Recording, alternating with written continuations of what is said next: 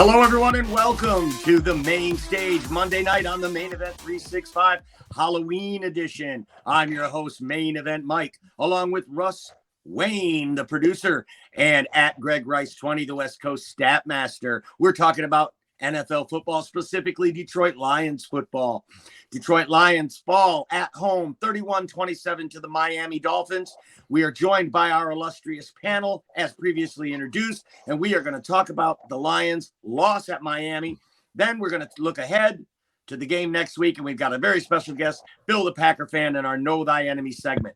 So without further ado, let's start it off with Russ Wayne, our producer. How are you, Russ? Oh, Russ is doing just fine, man. I swear I thought that you got the memo about the costume thing. That we were gonna go ahead and call that off, man. I'm sorry about that. Yeah, I didn't get to my phone, bro.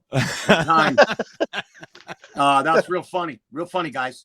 Yeah. But you are still rocking that Lex Luthor, though, so looks good to me. Yeah, that's right.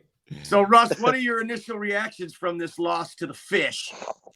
My initial reactions was like it just felt like I was going down one of those nicely scripted roads where we started out really, really, really good and we were kicking their butts and we were dominating. Gosh, I was writing down in my notes. I was like, wow, man, the offensive line is pushing them out of the way. They're making it look easy to score. And in the first half, I swear that if it was 1.5 games, we'd be 16-0 or 17-0 this year. But unfortunately, there's two halves of football, and the completely opposite, the Mr. Hyde of Dr. Jekyll shows up in the second half, and it's a completely different team. All of a sudden, they're just committing penalties. They start out a drive on 1st and 30 or something like that. I mean, you just can't win games when you're making mistakes like that. And you know what? Hill and Waddle did what Hill and Waddle do, dude. I mean, if anybody figures out how to stop these guys, can you let the rest of the NFL know? Because these guys are really, really good. Okay. All right. Okay. Yeah. Now that we've got that all cleared up, my initial reaction is we lost the game, a close game to a good team. At Greg Rice 20, what's your initial reaction to this Lions loss? Other than the Cowboys and Patriots game, this game resembles so much of our other losses. Like Russ was just touching on, it's the tale of two halves. We come out on fire and look like one of the best offensive teams in the league. And for whatever reason, there's no adjustments made in the second half. I almost feel like Ben Johnson is like, what we're doing is working, and no one's countering in the room. Like, what if their defense makes adjustments? And it's really getting so played out. And Mike, like we were touching on, I have yet to see our Detroit Lions play a complete game in 3 facets. The closest we ever came was against the Commanders, in which we played 1 half. And then they tried to rally on us, and they almost did. We were a Will Harris interception away from them getting either the game tying or go-ahead touchdown. and it's just getting old. It really is just getting old. I think a lot of it predicates on this defense. I understand Tyreek Hill and Waddle are huge, huge nightmares for any defensive coordinator, but so is Geno Smith for us. So so was Bailey Zapp. Like this is starting to get. It's turning into a worn script where it's almost like Groundhog's Day. We keep saying the same things week after week, and you're right. We were one Will Harris interception away from being 0-7, actually. Yep. So I think my initial reaction from this game is, that they're exactly what we thought they were, only a little worse on the defensive side. But they are who we thought they were. If you look at their roster up and down, they're extremely young. They've got a lot of undrafted free agents, a lot of low-round guys that are playing. We knew Brad Holmes was playing the salary cap game this year, and it's just crushing when we come out throttling on offense.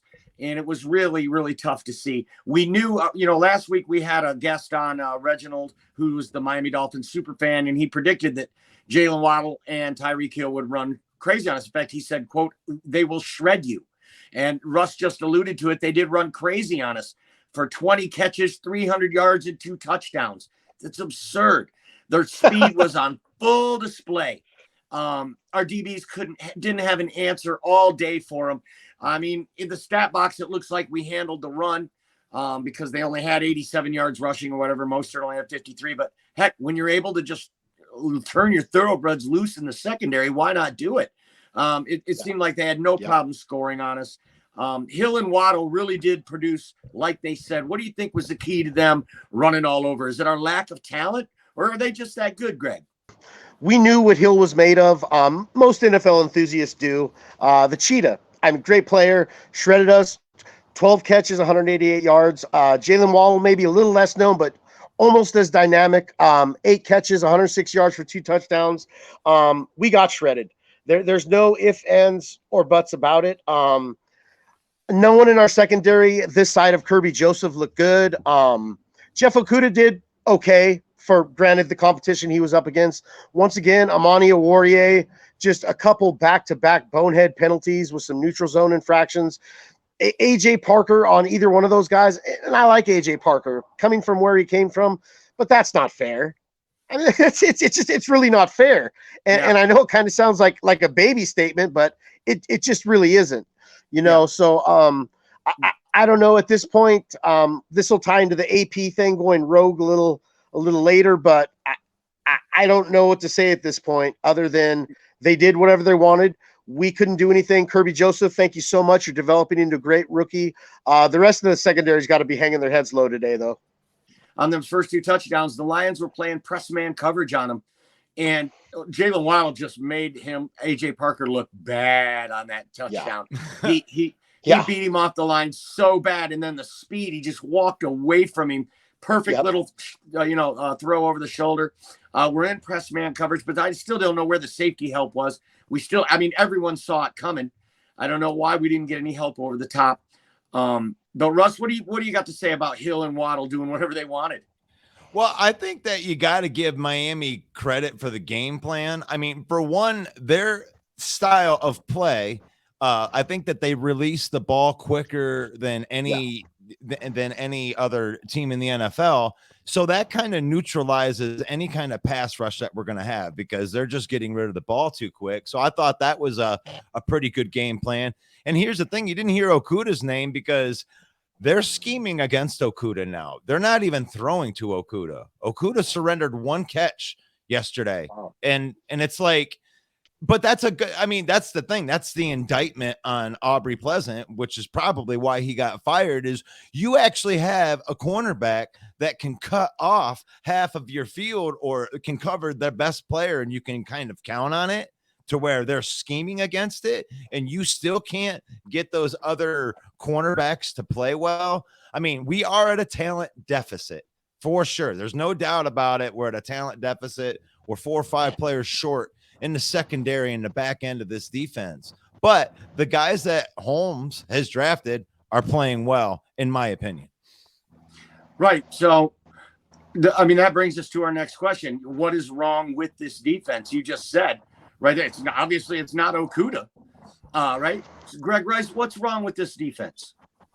If your name is not Kirby Joseph, Jeff Okuda, or Malcolm Rodriguez, you've been an issue all year, excluding Hutch for a game and a half. Pascal played great. I have yet to see, other than the three players that I've named, put together two straight good performances. You've had enough of is that just shit. exactly. It is just not working. I do not understand why we saw Hutch with his hand in the ground on a 3-point stance against Tron Armstead, something he struggled with all year long, and put him up against one of the best blind sides. And I knew it was coming. It's frustrating. It's like we took what worked last week with Aiden Hutchinson and said, you know what? You made enough progress in 1 week. Let's try this again. And we got no pressure. AP, I'm not exactly a big fan of his. I don't know what's going on with this defensive line. We have so much investment in it. I'll leave out Levi O. We have first, a second, 2 third rounders, a 4th rounder, a couple good free agent acquisition pickups, and we're not getting any production. We are tied for the league lead, I think, last for sacks. I know our pressure's fallen way off. It's inexcusable and just simply disgusting at this point. We made so much investments, and look, I get we've had injuries, we got players coming back, yada yada yada. It's sad. What we thought, I'll speak for myself. What I thought was a strength for this team going forward is actually, I put it on par, if not worse, than our secondary performance all year long. This defensive line has been atrocious. I don't know why Todd Wash is still here. He seems to not be putting the players in position to win. I don't know. It just baffles me. Right. Russ, what do you think? What's wrong with the defense? I mean, you've told us what it isn't. Now tell us, what is it? What's wrong with this defense?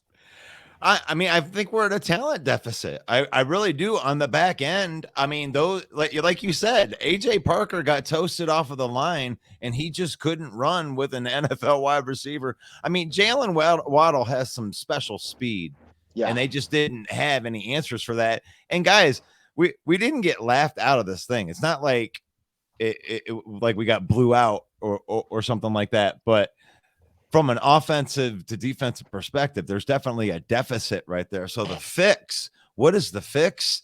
Gosh, go up against a team that doesn't get rid of the ball that quick. And even when they did pressure him, he just got outside of the pocket and made something happen. So it was like, man, what do you do? Have just score more points.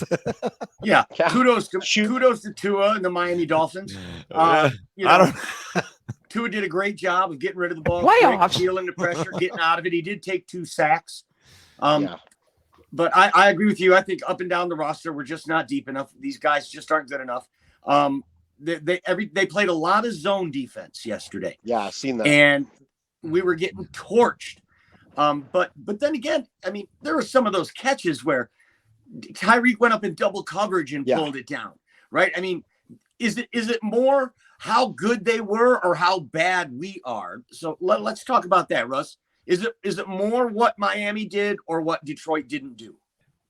Yes. I love when I get to answer that as a yes. I think it's a little combination of both. I mean, I think from a schematic wise, I think that they schemed it brilliantly. They knew how to put their speedsters up against matchups that, I mean, they didn't even throw at Okuda. They were smart about that. They were like, okay, wherever he's not, we're going to throw to the other guy. And I talked about it on the podcast. Yeah. Where I was like, I think Okuda is going to be all right, but how are they going to guard the other guy? And they're still trying to figure out how they were going to guard the other guy. And luckily they're going into Green Bay, or not going into Green Bay, but we're playing Green Bay, and their wide receivers aren't nearly as good as Jalen Waddle and Tyreek Hill. It was that, and we don't have the talent at the same time. So it was a little bit of a combination of both, I would think. Right. And as you said, you did mention that on the podcast. And I'd like to remind all of our viewers, you can catch that podcast on Spotify or Apple or anywhere where you get your podcasts. It airs every Thursday at 6 p.m. It's the Main Event 365 podcast. Nice little plug right there. So what's wrong with the defense? Apparently, Dan Campbell thinks it's Aubrey Pleasant, the secondary coach, the DB coach fired today by the Detroit Lions. Aubrey Pleasant given his walking papers, kind of a bummer for me. Always got a soft spot for Aubrey because him and I got the same hometown, Flint, Michigan. We went to different high schools, but always kind of root for him as in his NFL career. Dan Campbell says he's a great coach and that he believes he will find a landing spot moving forward. But it is tough that the guillotine came down on Aubrey Pleasant. I don't know if it's so much his blame, but the Lions needed something. Something needed to be done. And this is just a knee-jerk reaction, I feel like. Greg Rice, what do you think about Aubrey Pleasant being fired today? Look, I'll be the first to say it. I don't think Aubrey Pleasant was, like you just touched on, I think this is a victim of just heads got to roll. We're disappointing, and this is just what it is. I think he's done magnificent with Kirby Joseph. Deshaun Elliott, before his injury, was either average at worst or playing very well at best. Tracy Walker was seeing some of his best work with Aubrey Pleasant. Jerry Jacobs last year, UDFA, AJ Parker. I don't know how Pleasant, other than the going rogue narrative, how he lost his job. If anyone had to go, I thought it would have been Wash. Look, I like Pleasant, but I do understand the move. This is unacceptable football. I know we talked previously about where we thought our predictions were going to be at. When you're 1-6 and you were tied with the Houston Texans, who I look at and say, wow, they got a lot less talent than us. Why are they tied with us? This is unacceptable. And it's just like any other job performance. If the whole team's underperforming, front office corporations are gonna just essentially pick and choose who it is, and boom, you're done. So I don't know. I think it was merited a little bit. I also want to tap on that. What kind of issue is this with Aaron Glenn if Aubrey Pleasant went rogue? Did they have a debate about this week, or how did that happen? How did he get to calling off the press man coverage without Aaron Glenn knowing about it? I hadn't heard that. Is that true? Is that why our zone was getting shredded? Did Aubrey Pleasant go cowboy on that? I mean, that's it. I mean, that was said. I mean, that doesn't mean that it happened. If it did happen, that was definitely enough to get fired. I mean, 100%. Like, I think Greg had a good point though. It's the perils of middle management. I know it well. When something's got to change, and when you're in a position of authority like Aubrey Pleasant was, your head's always on the chopping block. When something goes wrong, it could be you, and that's why your players are accountable to you for those reasons. Go ahead, Russ. Right. What do you think about Aubrey being fired? Honestly, I think that it's too early to fire anybody when it comes to any of these things, because I mean, they're really just starting to get the rosters kind of formed with a couple of people that they might want to keep for the future and for the build and everything. And somebody had to get, I mean, really, this is a production league when it comes down to it. So somebody's head had the roll. So I guess if there's going to be somebody's head's going to roll, I mean, I don't want them to fire Aaron Glenn. I mean, I don't want them to cut off the heads. That's almost more of a admit of defeat than anything else. So them firing Pleasant, and it is the secondary. The secondary got shredded. It wasn't the defensive line or the linebackers. There were actually some other people that made plays on the defense. It was the secondary. So they fired the secondary coach. It makes sense. But you know who wasn't that bad? The offense. The offense had a 27-17 lead at halftime. I mean, Jared Goff didn't look terrible. He had the offense clicking on all cylinders. They were marching up and down the field. I mean, this Goffense showed up, didn't it? Greg Rice, did the Goffense show up today? Yeah, that was very impressive, and as Russ just touched on a little bit earlier, that might have been the best 30 minutes of Lions offense we've seen all year.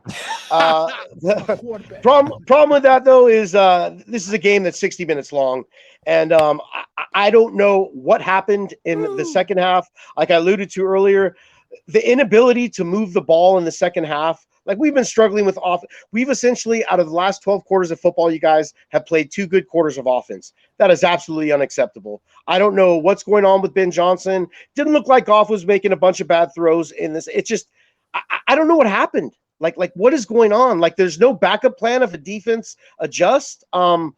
Sure, Goff did well. A lot of people are knocking on him because of that last throw in the 4th and 2. It wasn't a dime by any means. It might have been even questionably not even a good throw, but it was a catchable ball. And Josh Reynolds cost us on a couple of those yesterday. So, I mean, I don't know what to say other than the offense looked good. Ben Johnson, not so much these last 3 games. I think it's borderline getting pathetic, our inability to carry a consistent offense. Well, I watched the replay several times, and I'm here to tell you that was a bad throw. Okay. He had to change directions and dive for it in the opposite direction at the last second. I think there was a bit of a push there. Easily could have been called pass interference. I'm still okay with the no call on it, however, at that point in the game. But had Goff put that ball over the other shoulder, he had a step on the defender. I think we might have had a different outcome had we had a better throw there. But this graphic should say Goff had showed up in the first half. Because as you just said, Greg, the second half was terrible. Only 3 possessions in the second half. In the first one, they had 3 consecutive penalties starting off on 1st and 30 to start the third quarter. They've been atrocious in the third quarter. For some reason, like you said at the beginning of this broadcast, some reason they come out of the halftime break and they are a shambles on offense. They go from looking like the greatest show on turf to can't even get a first down. So, yes, the offense showed up in the first half, but not the second half. And we just got to put 2 halves together. Russ, what do you think about the offense? I really, for one, I really love that we kind of coined the phrase of the offense, and I love that it's just kind of part of the language now. Quarterback.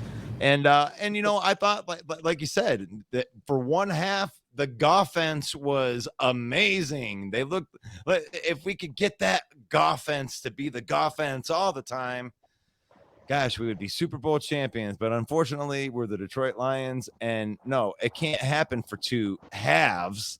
So I think they just need to be able to put it together, because it wasn't just the offense; it was the offensive line that was pushing people around.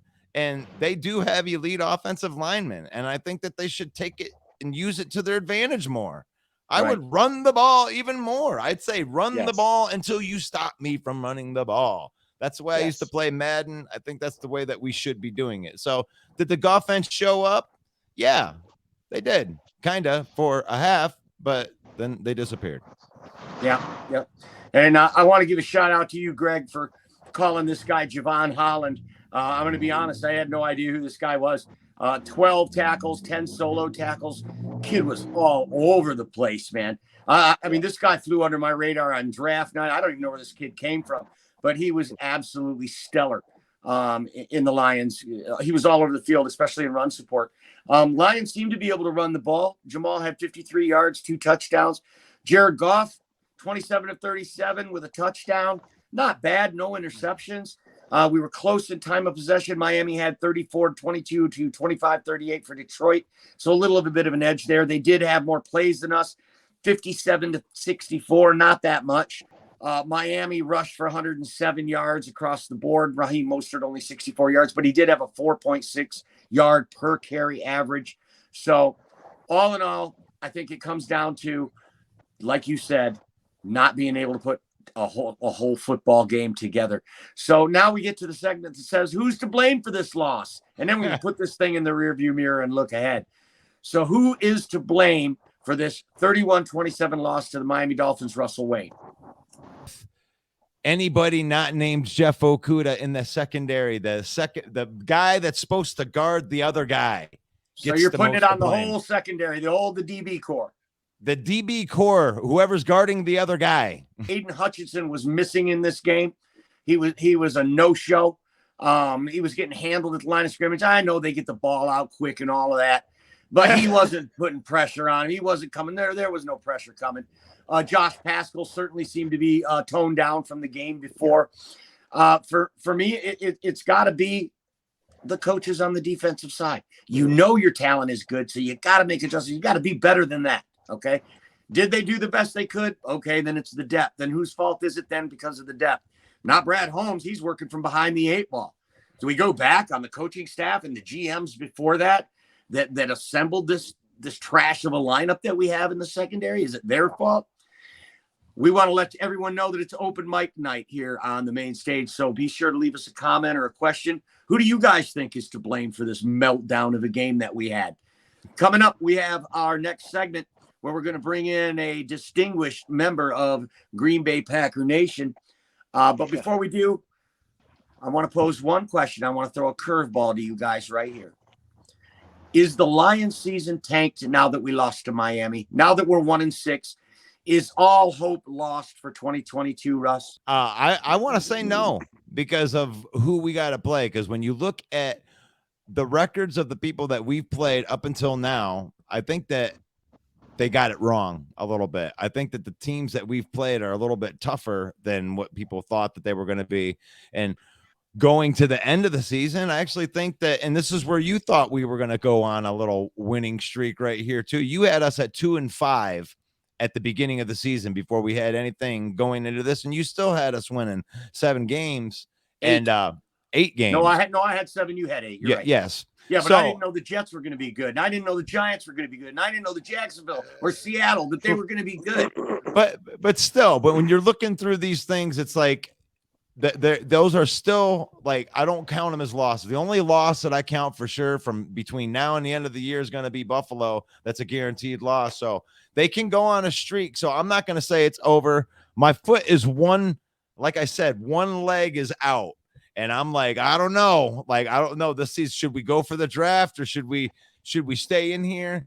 I think that these next 2 games are going to tell me everything that I need to know. And that's just, that's kind of where I'm at. Greg Rice, is this season a wash? Yeah. This last loss. Thank you. Yeah. Thank you. Loss Russ shops at the Homer Depot because he's a Homer. Thank you for keeping it real, Greg. Yeah, so this season's a wash. Tell us about it. Absolutely. This last game was the nail in the coffin. You can't help but look at the schedule and be like, wow, what if? The reality is what if the Lions actually played even 3 quarters of good football, at all 3 facets? I haven't seen it. Where is it? It's not happening.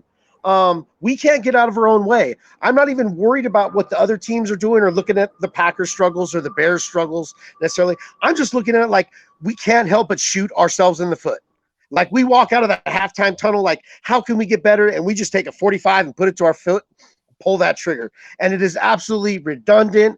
It's insanity. It's doing the same thing over and over again and expecting different results. Why can't we play a complete game? I don't know. Like I said, one of my biggest disappointments is this defense as a whole. Even bigger than that, in my eyes, is this defensive line. I expected so much more. Those first couple weeks of football, we were amongst the league leaders in pressures. Where is that gone? What is going on? I don't know. I see maybe 3-4 wins, same as last year, and I don't know. That might not be good enough for some Lions fans. Right. Well, here's my take. If we're asking if it's a wash, then we're asking what is the finish line? What is the goalpost? And that is obviously to make the playoffs, even if that's a wild card. And it looks like this year in the NFC, 8 wins is not getting you into the playoffs. Okay. Yeah.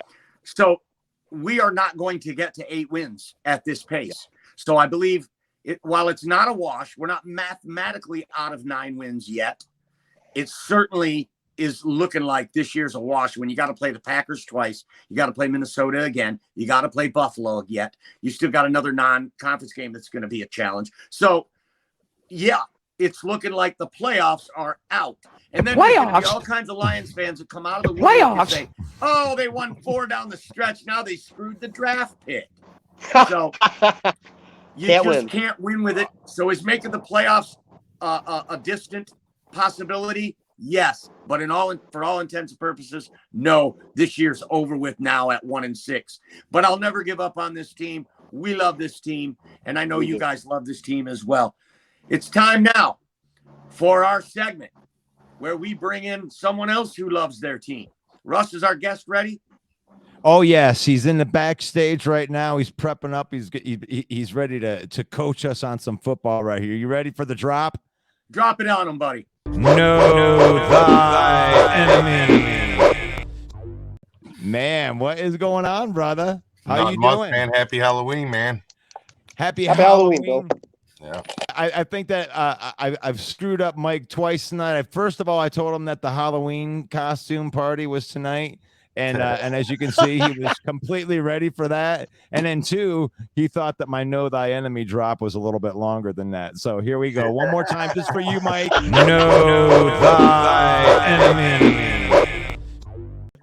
Know thy enemy, and we are very welcomed here on the main stage Monday night to welcome Bill, the Packer fan. How's it Bill, going, how man? are you? Pretty good, man. Just licking my chops after yesterday's loss. Tough loss to the Buffalo Bills for the Green Yeah. Bay Packers, but we're really happy you're on the program. Thank you so much for being here. Tell our viewers where they can find you and what the NFC North Huddle is all about. NFC North, the huddle is a bunch of NFC North fans. If you guys like to talk football or even have a little goofing around, that's the group for you. But you can always find me at Bill the Packer Fan Facebook page. Just give me a follow. I'd appreciate it the most. You'll get all your Packer team updates, news, injury reports, even birthdays. Very cool. Even Very Packer cool. player birthdays. So I love NFC the huddle. I mean, it's a bunch of guys, Bears, Vikings, Lions, Packer fans in there. There's a little bit of smack talking going on, but I love that you guys keep it civil. And when I joined the group, there was a list of questions there, a list of things there you had to adhere to, which I thought was really cool. So I want to give you kudos, man, for you run a great group over there, and we're really proud to be affiliated with you in any way. So we're thanks glad to again have you for being here. Yeah, for sure. We're glad you're here, and we're going to kick around some questions to you about this upcoming Packers coming into Ford Field to play the Detroit Lions. Packers lost their season opener to Minnesota, and then they rattled off 3 wins in a row. Now they're on a 4-game skid coming into Ford Field. So, Bill, what's your initial reactions to this upcoming game coming up here? I'm worried, you know what I mean? Because, we just lost 4 games in a row. If we lose another game, it's like the playoffs are getting more further out of reach, And I see you guys put up points, numerous weeks in a row, and we don't really do that much. So that's what kind of worries me, man. But our offense is starting to gem a little bit. Like yesterday, we've seen that dude Amari come out, and he's looking pretty sweet. That was his second start, So that may be a receiver that we might he might end up getting more play time, and hopefully he evolves into something good. Because Lazard's out with a shoulder, Cobb's out with a knee, Campbell's out with a knee. You know what I mean? Like the list just goes on. Isn't it true, Bill, that if you stand too close to Sammy Watkins, you'll get injured? Yeah. Him and I don't know if it's anyone with the last name that starts with Watson or Watkins. Like I don't know. I want to stay away from those names. So, Russ, I want you to save that clip. We have Bill on record as saying he is worried about the offense. He's worried about the offense. Hey, not just yesterday, but like last game, man. Yeah, there's so many nice passes that were just dropped. They weren't utilized the way they should have. So, right. So we're going to kick it around the panel for you now, Bill. Thanks again for being here. We're going to send it out to the West Coast stat master out in Cali, Mr. Greg Rice at Greg Rice 20. What do you got? Question for Bill, the Packer fan. Hey, what's up, Bill? Happy Halloween, man. I'm glad you're here, man. Thank you for taking the time to come on the show. Yeah, for sure. Absolutely, man. So I guess my question is, and you kind of touched on it a little bit, is how critical is this game to the Packers season? And even a little bit more important than that, for Rodgers' career as a Packer. I know last year he said he doesn't want to be a part of a rebuild. So I have you guys winning this game, but let's just say you lose it. Is this going to create some turmoil or really start shaking things up over in Green Bay? I kind of think so. Not as far as the Rodgers aspect. I think he'll be around for another year or two. He's like Brady, likes to play football. But as far as getting out of reach where the season is just a wash, this is definitely a do or die week right here. I can't even remember as far as I can remember, Rodgers going, losing 5 straight. Like in any of you guys? That's pretty rare. You know what I mean? No. So when you're 13-3 every year, you don't lose 5 games. Right. Yeah. Right. Yeah. Yeah, but like I said, I see you guys putting up a lot of points. So if our defense could hold you back a little bit, we might got it, But at this point, in my eyes, it's 50-50, Yeah. But to Greg's question, if the Packers lose to the Lions, how bad is that? That's going to be pretty bad. That means the season's pretty much done. It's a wash. What? Yeah, I would say so. Yeah. They can pull out enough to get 9, even if they lose to the Lions. They could make the playoffs, right? It's 50-50. Very slim on that. Very slim. Wow. Yeah. Okay. Yeah. All right. It's giving me flashbacks of 6-9-1, man.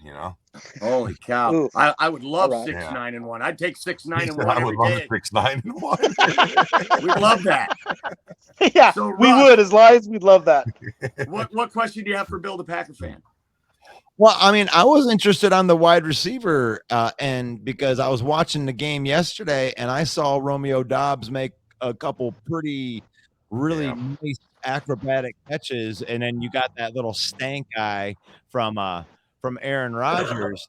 And you guys are playing the Lions just in time for Rodgers to have one of his RELAX moments, and then it's the Lions that one of these guys has a coming out party. So do you think that Dobbs is the receiver? And if it's not Dobbs, then who do you have? Well, out of surprise yesterday, I mean, Dobbs in the last few weeks has been dropping stuff. Yesterday, surprisingly, he dropped something and Rodgers went right back to him and he got it. So maybe that's going to build his confidence. So this week is going to be a big week for Dobbs. Hopefully that builds his confidence because I see a lot of talent in him, but it's like he's nervous. You know what I mean? And then, I mean, a guy that you guys should really be watching for is that Amore Ray guy, because I see Rodgers making connections with him. Because I've never knew who the guy was or anything because he hasn't really got no play time, but I've read about him through Rodgers really liked him during the preseason. He was the one to make the most catches. Well, yesterday was his opportunity, and he came out big, you know. Yeah. So We know Aaron Rodgers is big about trust, right? Yeah. We know that. You know, he can take average receivers and make them better. That's what he does. Yeah. So I was just waiting for the season to see who it was that was going to be emerging, and I really thought it was Romeo Dobbs. But you're putting us on this guy. One thing about Romeo Dobbs, if you're looking to get some confidence. Coming into Ford Field's a great place to get it as a wide receiver right now. Absolutely. Just watching some of that tape from yesterday's game, I'm sure the Packers wide receivers are getting hungry to go in there and show what they can do and get off the schneid. I hope you're right, man. I hope you're right for our season's sake, you know. Well, Bill, some Packer fans are not as optimistic as you. On social media, even in your own group, many Packer fans are already starting to call for Rodgers' job. Or the defensive coordinator's job or Matt LaFleur's job. I've seen all three already. And I've even seen some Packers fans who've given up on the year. You shot me a minute ago when you said, this year could be done if they lose to the Lions. I'm just shocked by that. I mean, but we know you're a diehard Packer fan. Yeah. You're the biggest of all Packer fans. So tell me, what do you say to these Packer fans that turn their back on your team? I say that they're not true fans. They're just here to be with a winning team. It's win or lose. You got to be behind your team. It's loyalty. It's win or lose. Every week. Oh, is that right? Well, let me say hypothetically, if your team didn't win for 60 years, would you still be? I always say the Detroit Lion fan base, you can never be a bandwagon there. No. There is no bandwagon to jump on. Wow, man. If you see someone claiming Detroit Lions, they're a loyal fan. If your man's wearing a Lions jersey, stick with him. He's loyal. Yep, exactly. Yeah, all right. Bill, this Green Bay Packer team, outside of, you've already stated that your quarterback loves to play football. We know he loves to play in this dimension and other ones as well. So tell me, what is the strength of this Packer team outside of Aaron Rodgers and DMT? The strength, I would say the next best thing is probably our defense. It's pretty young. Tell us about it. Yeah. It's pretty young. Yesterday they started. You could see them starting to click. I kind of like when opposing teams trash talk them because that really puts a fire under them. You know what I mean? Like, look, when the whole year we didn't get 2 interceptions in no games. I mean, they were on that. That secondary was hungry, and hopefully they're going to come into Detroit and be hungry as well. Because I see Goff sure likes to throw the ball a lot. So. No. So outside of Rodgers and obviously the two awesome running backs, you got Aaron Jones. Besides the running backs too. Yeah, with the Aaron Jones. You got a great run game. But you think Dillon is banged up though after I did see him. He did come back, but you could tell he was hurting a little bit. Even though they lost to Buffalo, Aaron Jones looked good, man. 140 some yards, looked good. The run game's alive and well. How do you think the Packers will be able to run on the Lions defense? I think if they utilize Aaron Jones like they did yesterday, they'll do pretty well. But in the previous weeks, they only do it in the first half and then steer away in a second. So hopefully he sticks with it like the Bills game. You know what I mean? Into the second half. So. Right. So if the strength of this team is the defense and the strength of our team is our offense, It's going to be a good battle. So in that regard then, Bill, our offense and your defense, what do you see as an intriguing matchup along the lines or wide receiver DB? What do you see as the most intriguing matchup with our offense and your defense? I'm going to say we're going to have to keep Amona St. Brown a little bit because he's pretty fast and he's got excellent hands. So they're going to have to keep eyes on him and keep pressure on Golf. Keep pressure on Golf. It'll really pressure on the secondary. So. Okay, so keep Amon-Ra in check and put some pressure on Golf, because we know that when Golf's under pressure, he loses it. His passes go in. So does Aaron Rodgers, though. So does Aaron Rodgers. I'll send that question around the panel. Russ, what do you see as the most intriguing matchup in this game overall? Most intriguing matchup. Gosh, man, the offense doesn't scare me as much as it when it had Devontae Adams on there. So I mean, I would normally say, oh my gosh, it's got to be Aaron Rodgers, but really, I think if they can get some stops on Aaron Rodgers, I really do think our offensive line does what our offensive line does. I think that we can move people out of the way, and I think our run game is still going to be successful against Green Bay, just like it's been successful against every team. So, I think that the key matchups, I guess, would be, will your wide receivers be able to torch our awful defensive backfield? So your bad wide receivers are going to go against our bad backfield, and let's see what's going to happen there, I guess. I think that's actually a keen observation. Our crappy DBs against their subpar wide receivers. Yeah. Okay. I want to see that that is an matchup intriguing too. matchup. Greg Rice, anything Is it intriguing? That you see? Melvin, forgive me if you're watching this, but Rashawn Gary's an absolute beast. He's the best pass rusher out of Michigan. I'm intrigued to be watching Penei Sewell versus Rashawn Gary, or on the flip side, Taylor Decker versus Rashawn Gary. Is there anything that we need to know about Gary other than he's an absolute beast? I mean, he's an absolute beast. That's It it. is what it is. And to be truthful, which he usually don't get banged up too much, even though he is coming off a concussion. But he's usually pretty reliable too. So. Yeah, definitely a durable defensive lineman. Yeah. What's it looking like on depth for your defensive line? How many guys do you rotate in and out of there? I think like 3 or 4. What we're lacking on now is linebacker, though, because Campbell's banged up pretty good. They said that he's got a bad knee injury, but it wasn't nothing that was going to put him on IR none. So not having him play Sunday is going to be a big deal for us. You know what I mean? Mm-hmm. Yeah. I hated the Quay Walker. Quay Walker pick. What's your feeling on Quay Walker, the draft pick, and how has he played as a rookie? Well, the week before this week, he actually had I don't remember the exact number, but he had a good amount of tackles. What got me upset is the way he handled himself yesterday by pushing that practice squad tight end. What was that about?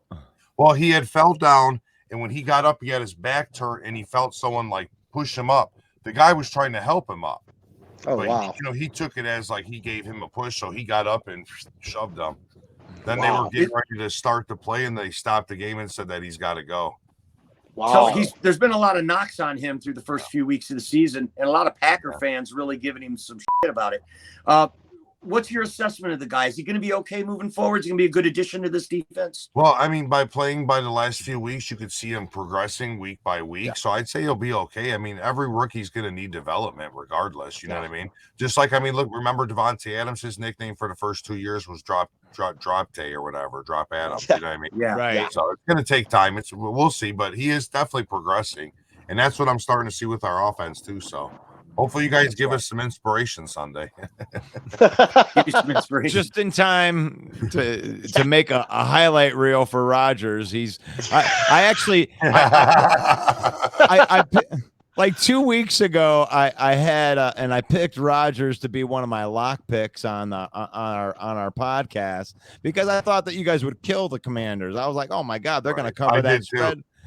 And then you didn't, and I'm like, oh no, Now we're going to be the one. Now we're going to be the one that you can. Oh yeah, look at Aaron Rodgers is going to get right. Oh shoot! Now I got to listen. Now I got to listen to Collinsworth, Jack, Aaron Rodgers. Oh no. Yeah, you know, Russ, you had that thought like 2 weeks in advance too. You were thinking that, but you were looking ahead to the Packer game, and you said, "Who do they got next week?" And I said, "Buffalo." You said, "Oh, great." Great. Yep. I think we kept up with Buffalo like pretty good, though. We kept up with Buffalo pretty good. I thought it was going to be a blowout. I mean, yeah, for sure. I mean, we didn't win, but we didn't get our teeth knocked in. Right.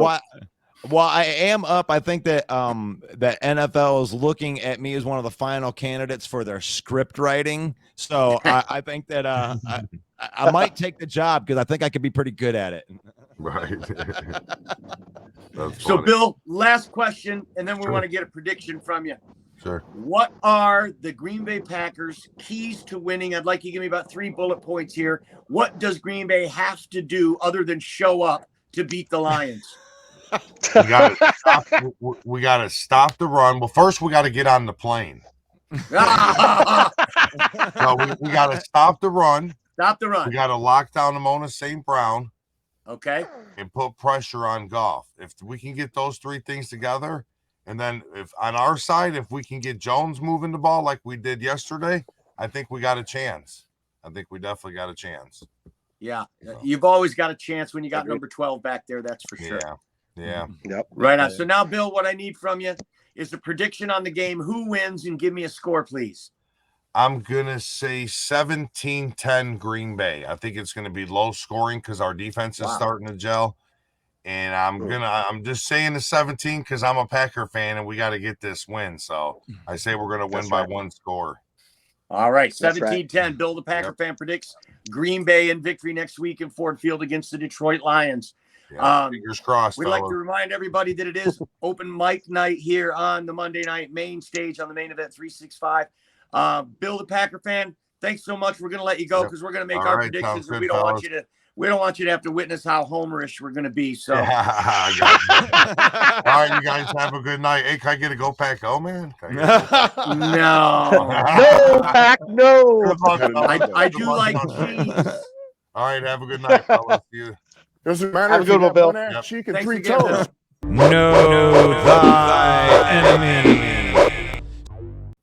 Bill, the Packer fan, ladies and gentlemen, on the program. Thanks so much for being here. Remember, it's the NFC North, The Huddle. Be sure to check out that Facebook group and join it and put your 2 cents in. They love to hear your feedback, as do we here on Open Mic Night.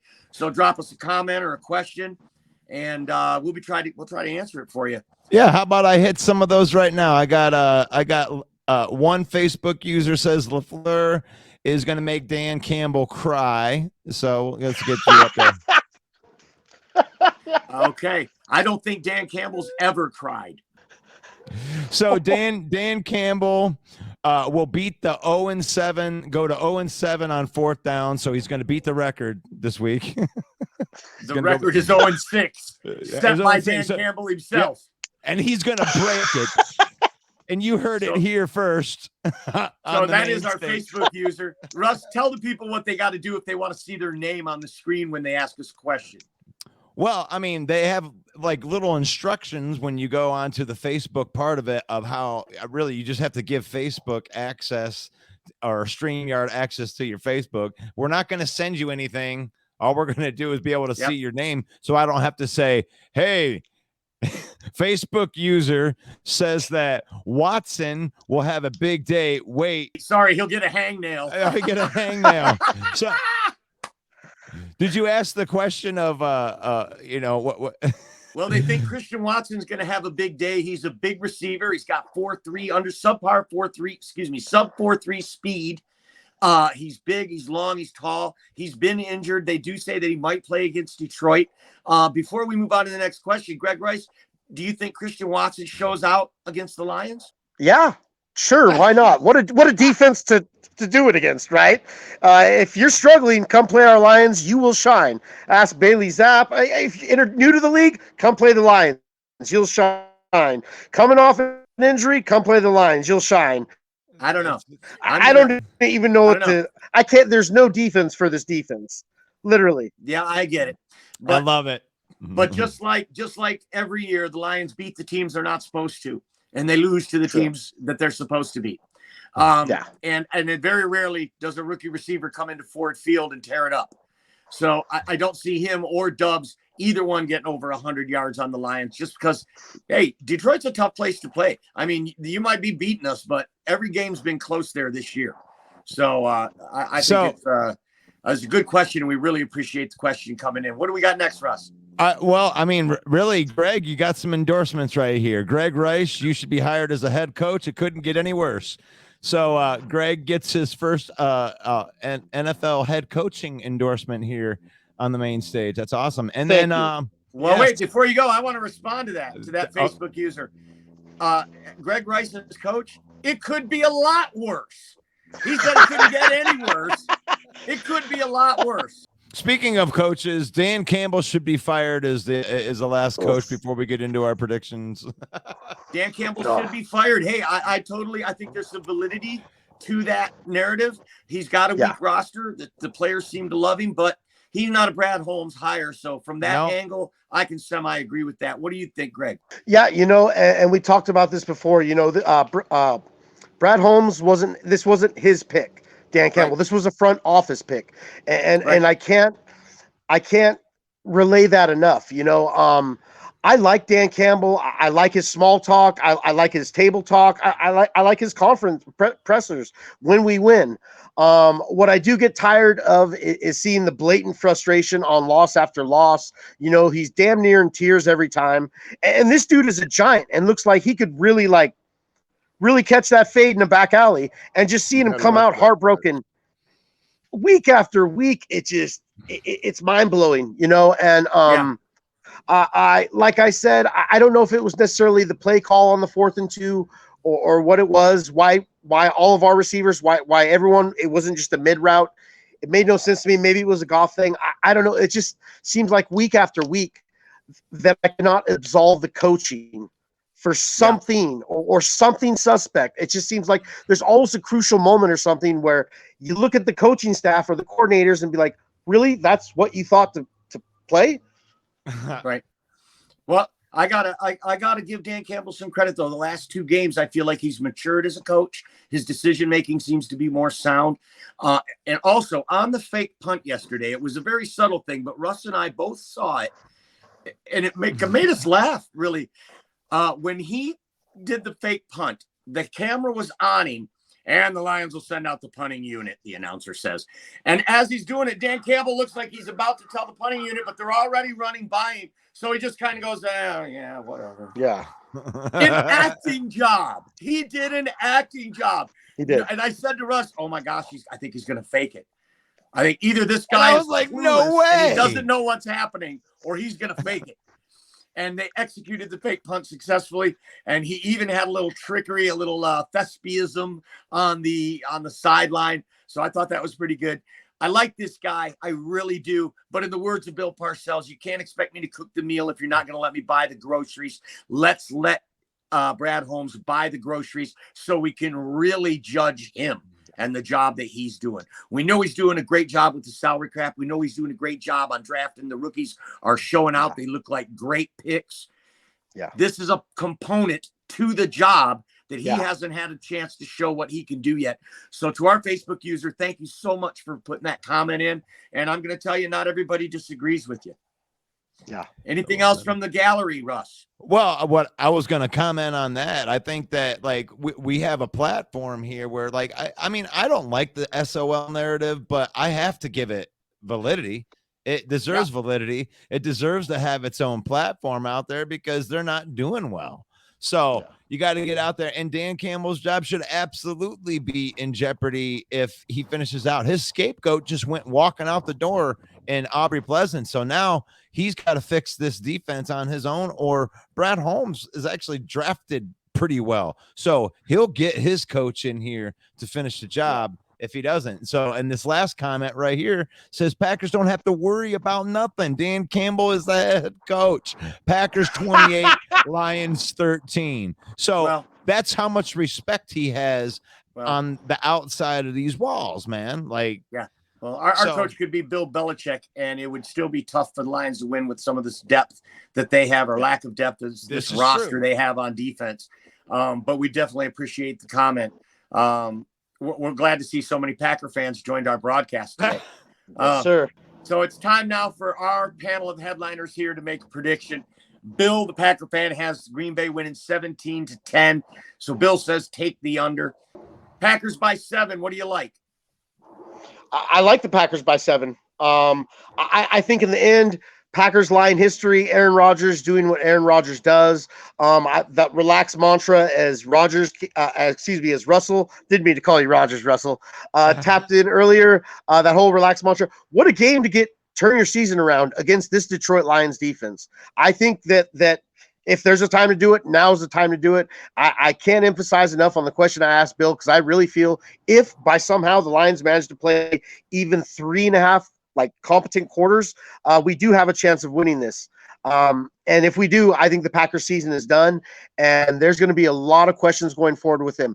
That being said, I don't see that happening. I see us on average, we play the Packers good, usually about 1.5 games a year, usually one game with a good first half, then blown out in the second half, and then usually one game down to the wire. I see this game as the game where we put up a good first half, get blown out the second half, then due to prevent defense, we kind of make it look like a game. So we lose by 7. They are missing, they possibly might be missing Campbell this week. All signs point to it. I'll give it to him 31-24. Russ Wayne, let's hear your predictions for this game. All right, like I was telling you earlier, I have 1 foot in and 1 foot off, but I do have 1 foot in.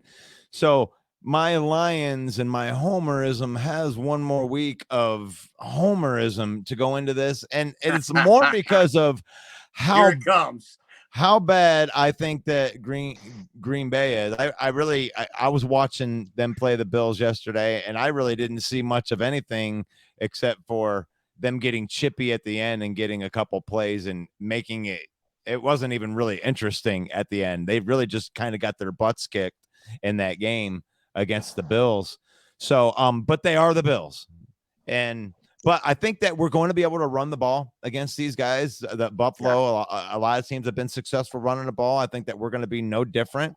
And if we can play 3 quarters of defense, I think that we're going to win the game. I'll say 28-24.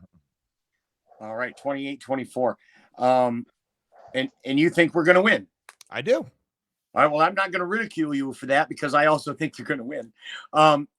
In my heart, I think they're going to win. But at the beginning of the year, I predicted they would win this game, that they would lose at Lambeau, but they would win this game. And I'm going to have to stick by that. And I like the score of 28-24. I think it's, like Greg said, they're going to come back at the end, probably beat us. I like the score 28-24. Lions win the game. Thanks for keeping it real up there, Greg, out in California, not all 3 of us being the Homer Depot here on the Main Event 365. Hey, I'm Ohio guy. Yeah. We thank everybody for watching. Remind everybody the podcast comes out on Thursdays at 6. You can get that on Apple Music or Spotify or anywhere where you get your podcast. The Main Event 365. Be sure to go over to our YouTube channel and smash that subscribe button, because we need it. We love it. Doesn't cost you a thing. For Greg Rice, at Greg Rice 20, and for the producer, Russ Wayne, I'm Main Event Mike. God bless you all. Peace out.